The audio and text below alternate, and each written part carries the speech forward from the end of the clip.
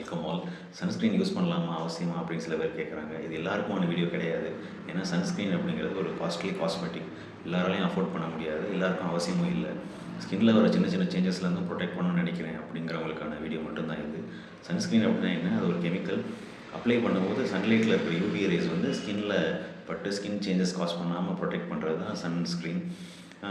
அதில் 2 டைப்ஸ் இருக்குது. Physical sunscreen, chemical sunscreen. Physical sunscreen வந்து அப்ளை பண்ணதுக்கப்புறம் பேரியர் மாதிரி ஃபார்ம் பண்ணி சன்லைட்லேருந்து ப்ரொடெக்ட் பண்ணும். கெமிக்கல் சன்ஸ்க்ரீன் வந்து யூவி ரேஸை ரிசீவ் பண்ணி அதை ஹீட்டை கன்வெர்ட் பண்ணி ஸ்கின்னில் படாமல் ப்ரொடெக்ட் பண்ணும். இது ரெண்டுமே சன்ஸ்க்ரீன்ஸ் தான். ஆனால் இது சேஃபர் வந்து ஃபிசிக்கல் சன்ஸ்க்ரீன் தான். ஏன்னா அது ஸ்கின்னில் அப்சார்ப் ஆகுது, பேரியராக மட்டும் இருக்கும், வேறு எந்த சேஞ்சஸும் ஸ்கின்னில் ப்ரொடியூஸ் பண்ணாது.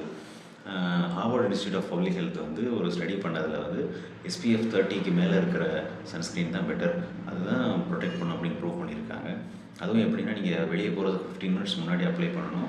2 மணி நேரத்துக்கு மேலே வெளியே இருக்கீங்க அப்படின்னா எவ்ரி 2 hours வந்து அப்ளை பண்ணிக்கிட்டே இருக்கணும் சன் எக்ஸ்போஸ்ட் ஏரியாஸில். அப்போ தான் ஃபுல்லாக ப்ரொடெக்டடாக இருக்க முடியும்.